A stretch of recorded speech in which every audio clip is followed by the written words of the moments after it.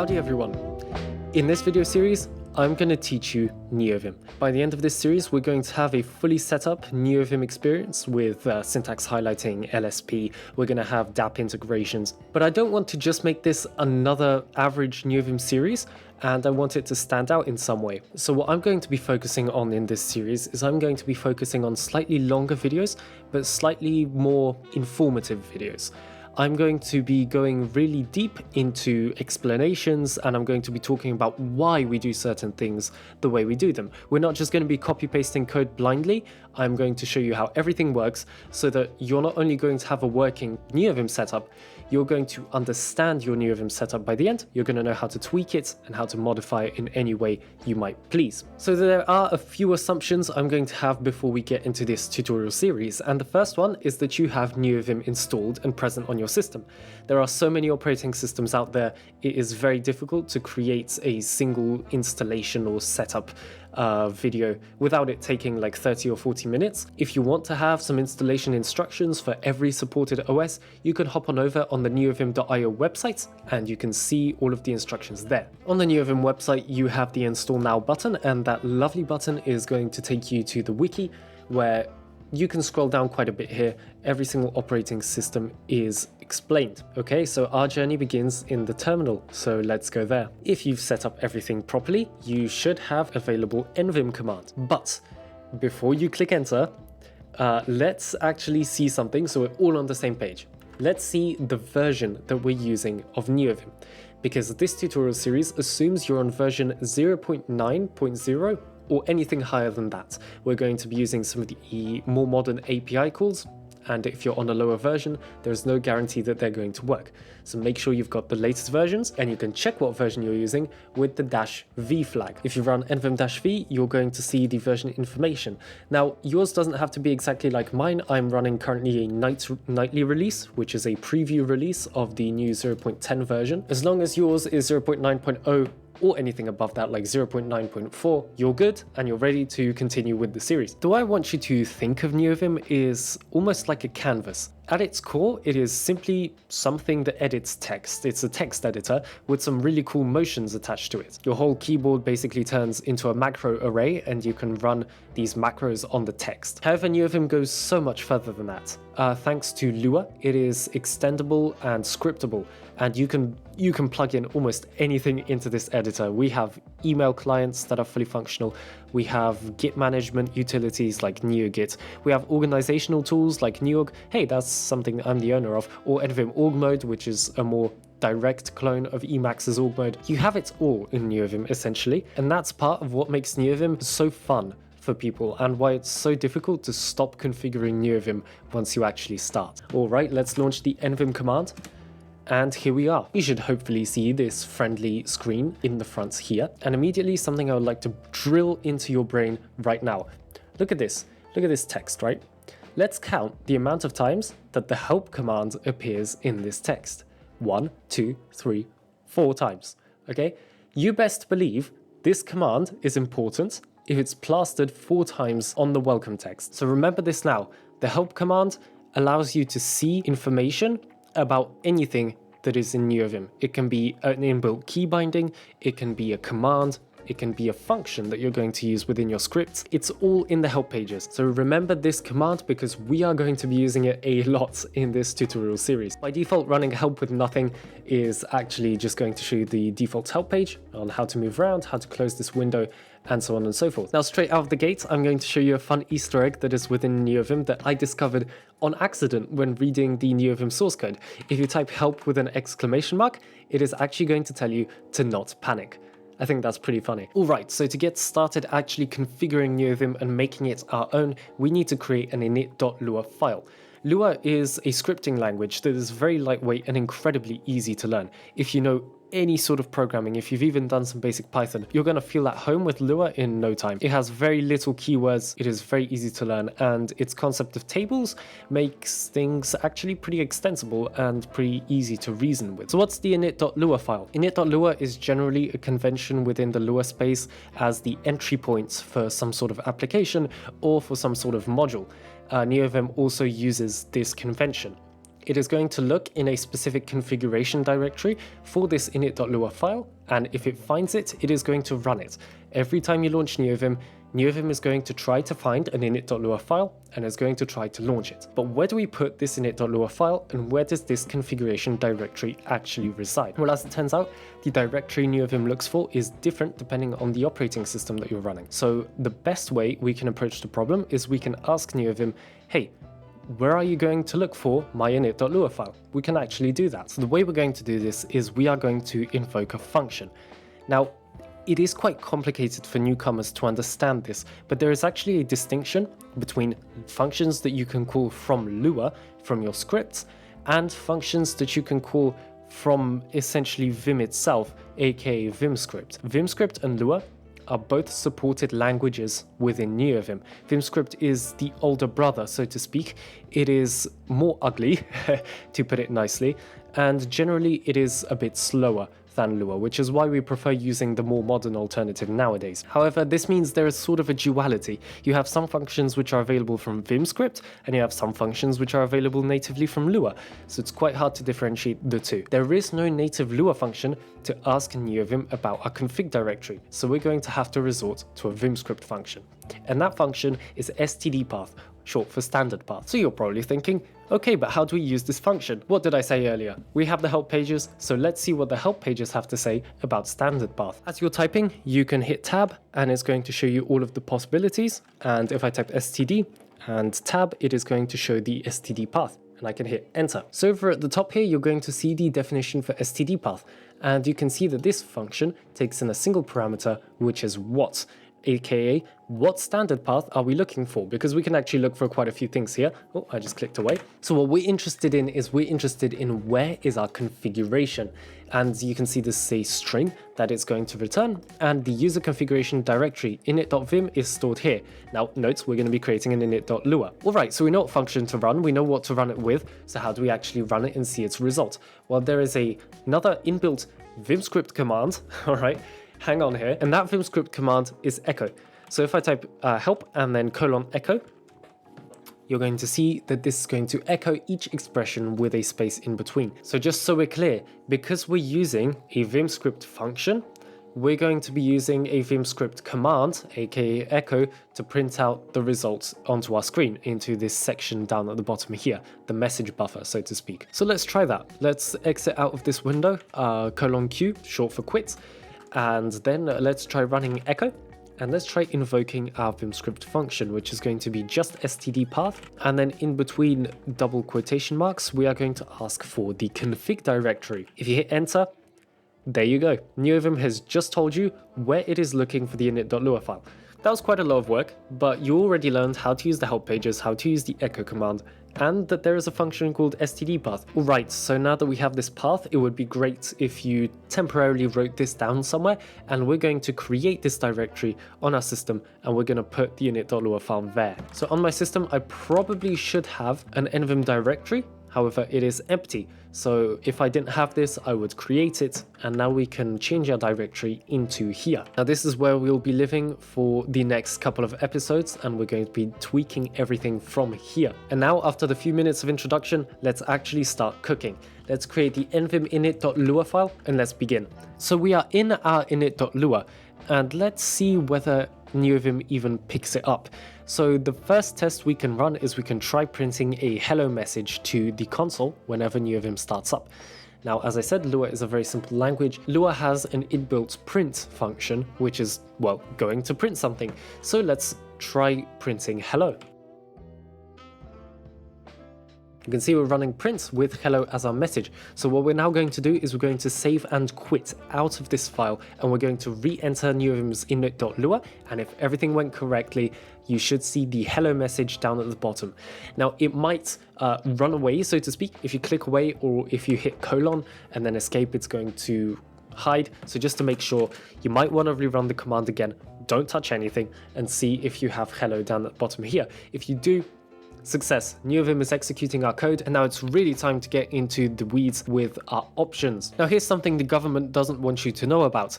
The Neovim editor actually has an options command which is going to show you all of the most commonly used options that you can modify in real time and see their effects in real time. I don't know why when I ask general users, nobody knows about this command for some reason, and it is very, very helpful if you start out with Neovim and you don't know what all of the available options are. So you can run the options command down at the bottom, :options, and if you hit enter, you should be able to see all of your options. By default, I think past Neovim 0.8, mouse support within terminals is built in. I know seasoned users are going to absolutely scream when they see this. You can use your mouse to drag down this window. We can get into the more advanced key bindings later on. I mean, if you're just starting out with Neovim, come on, you're not going to bother with learning the Control W sequences required. You're just going to drag over here. So you can see all of the categories of options that we can try out. So you can go around here. Every single option is described in some way. The one I want to kind of look at right now where we can see the effects immediately in real time are line numbers. Because if you look at this, it's quite bland actually. You've got these tildes on the side,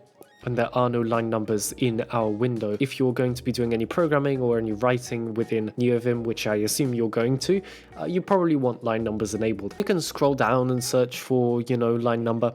I know what to look for, so I'm just going to search for no new, which is short for no numbers. Once you're done searching, we can run the no highlight search command to get rid of this annoying highlight. And here we go.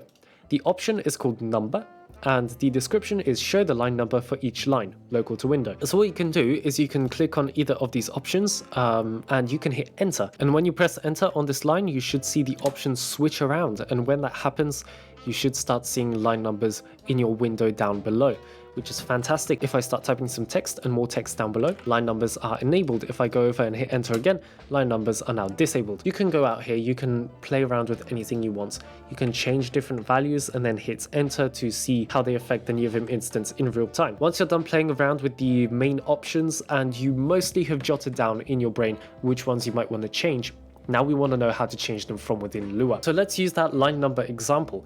This is using a funky syntax, but we can't actually do this in Lua. If I just quit out of this window, if I try doing something like set nu or set number, this is invalid Lua. What the options file was showing us was the Vimscript syntax. And yet again, you have this sort of clashing of both worlds. You've got on one side Lua and on one side Vimscript. You have to know when to identify that something is Vimscript and how to identify when something is Lua. The best assumption you can have is if an option or if a function is just written as is, assume it's available from Vimscript. However, if there is a function that starts with nvim_, then you can assume it's a native Lua function. That's just sort of the way I would look at it for now. And later on in the series, we're going to see how this clashing of two worlds actually plays together and how it's actually somewhat nice. It's not as intimidating as it might seem to a newcomer. So this set number syntax is invalid, so what do we use? Well, in Lua we have a concept of tables, and tables are just these simple data structures.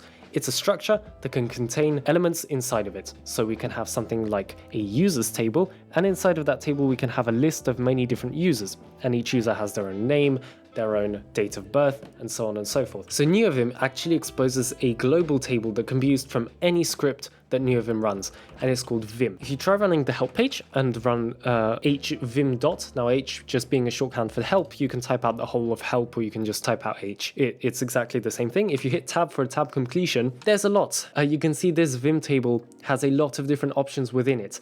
You're not going to know all of these. You have zero reason to know absolutely everything here, but one we're looking for is vim.opt.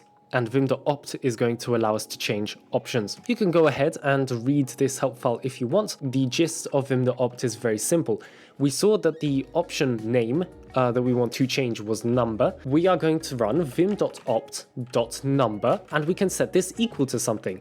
Now we want to enable numbers, so we want to set this to true. Now if you save and quit and you re-enter Neovim, you now have line numbers. This is pretty good. So using vim.opt, we can change any variable to anything we might want. So now let's go on a spree and let's just change all of the options that are going to make our life a little bit better. I have a curated list that I always use within my configurations, so we're going to also use those here. After setting vim.opt.number, I'd also like to set an option called relative numbers. Now what relative numbers do is they not only display the numbers on the side in an objective manner, 1, 2, 3, 4, they actually, you know what, let me show you. If you quit out, you can now see that where your cursor is, it's displaying the objective line number, so to speak.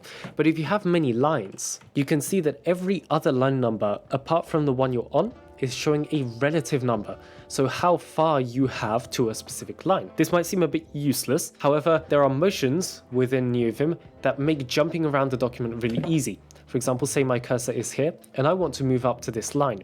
I see that it is 7 lines away, so what I can do is I can just press 7, then press K, which is going up, and it's going to take me to that line directly. Any more seasoned Neovim user is going to have this option enabled. There's like a 90% chance they're going to have this enabled. Alright, what are some other annoyances that we can fix? Here's a weird one that might actually subconsciously annoy you for a bit. If you run the help page, notice how the help page opens at the top. I don't know about you, this is quite weird. I don't quite like it when new windows open at the top. I would rather them open at the bottom, so we can actually toggle an option to do that for us. It's called split below. So whenever the screen splits, it is going to actually go below, and we set that to true. So if we re-enter Neovim, and now I try typing help, voila, it now opens at the bottom, and this is just much better to look at. Another option to change is split right, because by default, vertical splits, aka the ones that split like this, new splits will be assigned to the left, which is also annoying. I would rather my new splits to appear on the right instead, so we're also going to set this option to true here. Okay, we're slowly getting there. Another thing that I'd like to change, but this time I'd like to disable instead of enable, is line wrapping. If I hold A over here, in Neovim, line wrapping is enabled by default. You can see that the line wraps around. But the annoying behavior of this is if I try moving up or down, you can see my cursor skips the wrap to line. This is pretty bad. It is sometimes jarring to see your cursor jump around like this. So we're going to remove this line and we're going to disable wrapping like so. Now here's a word of advice that is going to be somewhat controversial. I actually recommend you enable spaces instead of tabs within your Neovim. No matter if you're doing programming or if you're doing writing, I find Neovim's behaviors to be just a bit more predictable when you have spaces instead of tabs. Now don't worry, this doesn't mean that, you're going to have to press space 4 times to indent your code. In fact, Neovim is going to treat X amount of spaces as if it were a tab. You're not going to see a difference. It's just that when it's actually saved to the file itself, it's going to be a set of spaces instead of a physical tab character. Now, if you really don't want this, you don't have to. However, I'm going to do it, and I'm going to set expand tab to true. This expands the tab out into spaces, and I'm also going to set the default tab stop, which is the amount of spaces that constitute a single tab. By default, it's 8, and that is terrible. It makes your tabs look huge. We don't want that. I'm going to set it to 4 instead. Alright, we're almost wrapping up for this video. The next thing I'd like to change is the clipboard. You might be a bit surprised, Neovim doesn't actually interact with the system clipboard by default. If you want to paste something in from your system clipboard, it's not going to work. But we can synchronize the two clipboards by setting the clipboard property. Now this property is not true, it's not a number, it's actually a string. And inside this string, we're going to type unnamed plus. Now this might seem a bit weird to you. Why is it called unnamed plus? Shouldn't it be called like system or something if we're synchronizing with the system clipboard? This is a very terrible name, I can't lie. What it basically has to do is it has to do with the plus register. So there are registers within Neovim that can store text, and the plus register is the one that actually interacts with the system clipboard. Now why it's called unnamed, I could never tell you, but we're going to set the default clipboard to unnamed plus, and the two are now synchronized. And the last option for today is going to be the scroll off or the scroll offset. I'm going to set this to 999, and to illustrate what this changes, currently I have Neovim running without this option set to 999, and as my cursor moves down, you'll notice that as I start scrolling up, the cursor has to hit the very top of the screen before it starts scrolling. I don't like this, and I prefer to have my cursor in the middle at all times so my eyes don't have to jump around. With this option set, if I save and quit and I re-enter, and now I try scrolling down on this long file, you'll see that the cursor is now stuck in the middle instead of going to the very bottom of the screen. And this is just so much nicer for following along and not having your eyes jump around so much. So let's delete all this extraneous space. And this is what we have for episode number 1. We have line numbers, we have scroll offsets, we have our system clipboard synchronized, tabs instead of spaces, no line wrapping. This is a very fantastic start. It's only going to get better from here. We're going to set up plugins in the next episode. We're going to set up a color scheme and syntax highlighting using Treesitter. So stay tuned for that. These are like first couple of strokes from our brush on this massive canvas that is Neovim. I'm excited, I hope you're excited, and I'll see you in the next video. Ciao!